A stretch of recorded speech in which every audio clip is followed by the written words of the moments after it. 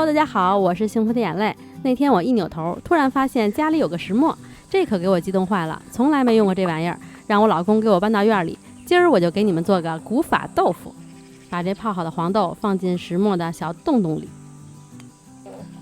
哎，我的天，转不动了。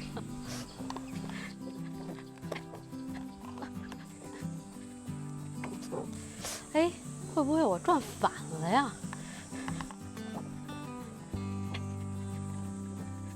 哎呀，我看见底下有东西出来了，好激动呀！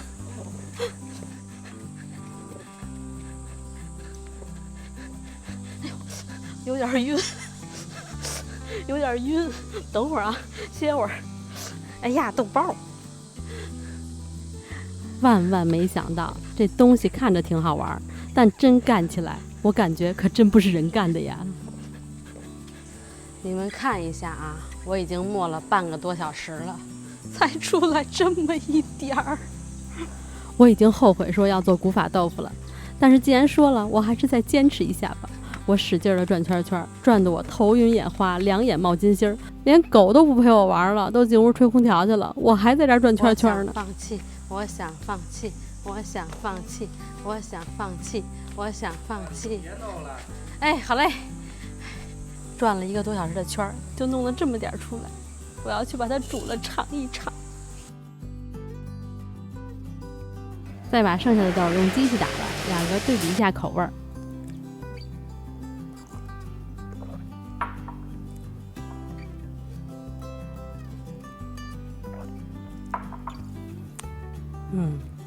我们要感谢科技的进步，这2碗喝着那个味儿啊，确实没有什么区别。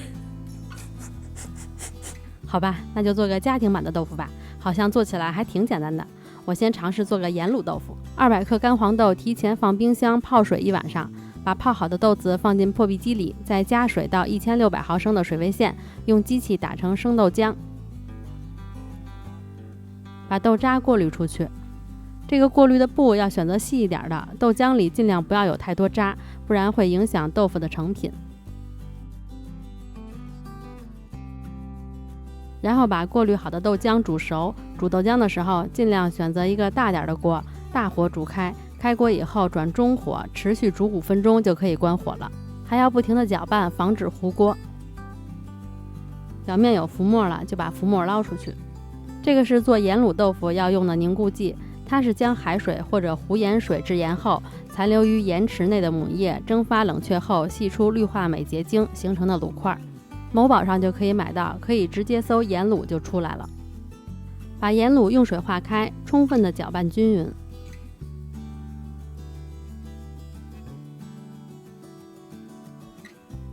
豆浆冷却到82度就可以加入卤水点豆腐了。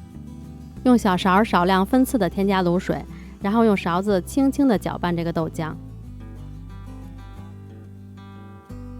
一边加卤水一边搅拌，你就会慢慢的发现有絮状物开始形成。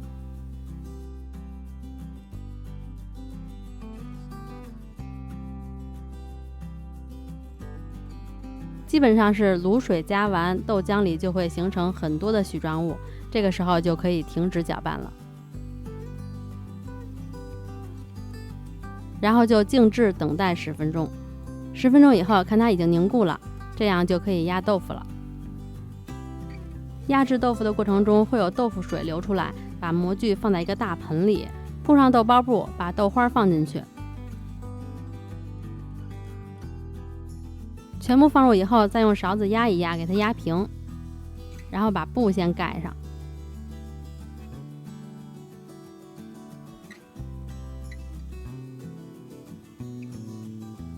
再压上盖子，上面再压一个重物，压10分钟就可以了。压的时间越长，豆腐越有韧性，可以根据自己喜欢的口感调整时间。压好以后，轻轻地把模具去掉，再轻轻地把这个豆包布揭开。我也是第一次做豆腐，心情还是很激动的。看着挺不错哦，哈哈，我的卤水豆腐做成啦！把盘子扣在上边，然后翻过来，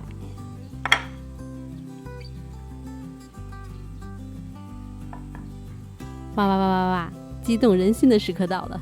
哇哦！原来做豆腐那么的简单，这是我人生中的第一块豆腐，太有意义了，耶！切开看看。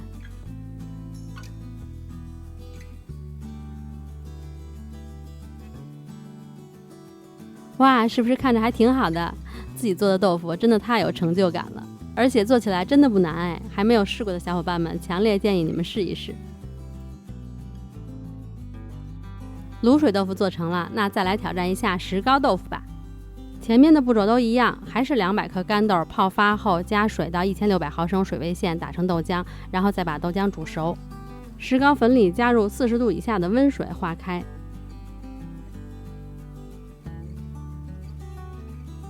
等豆浆晾到85度了，把石膏水倒在电饭煲里，然后马上冲入豆浆。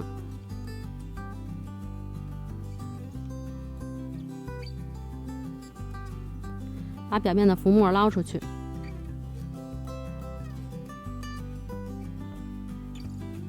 然后盖上盖子，等待10分钟。10分钟以后它就凝固了，这个时候就可以吃豆腐脑了。不过我还是要压豆腐的，然后还是同样的步骤，把它放进模具里。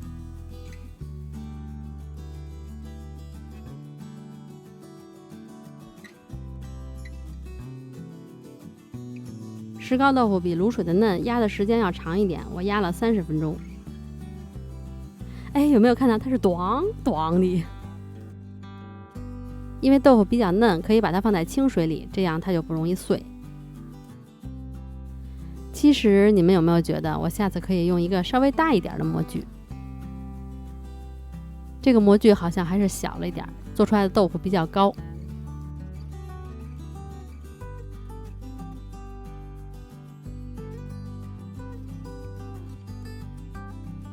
哇，看着就很嫩的感觉耶！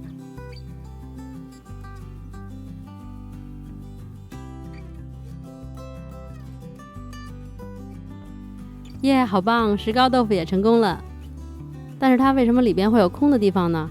是不是我压的时间还不够啊？待我再好好研究研究，研究好了再来给大家分享。即使是有瑕疵，也很好吃。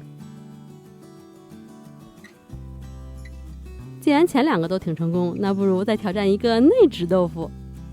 1包内酯配150克干黄豆和1200毫升的水，前面的步骤都一样，就是把比例改一下就行了。内酯里加入清水，充分的搅拌均匀，一定要搅拌到看不到颗粒了。然后把内酯水倒进电饭煲里，再冲入85度的豆浆。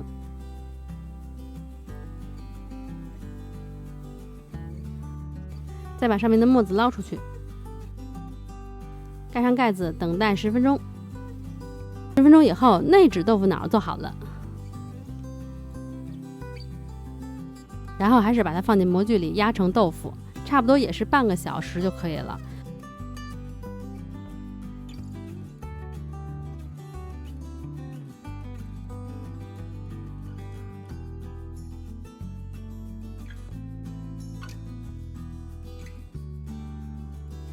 这个内酯豆腐真的好嫩呀，我真怕它碎了。哇，我跟你们说，真的很嫩，很好吃耶！感兴趣的小伙伴们做起来吧。今天就到这里啦，如果大家喜欢我的视频，别忘了关注、点赞、评论、转发哦。我们下个视频再见啦，拜拜。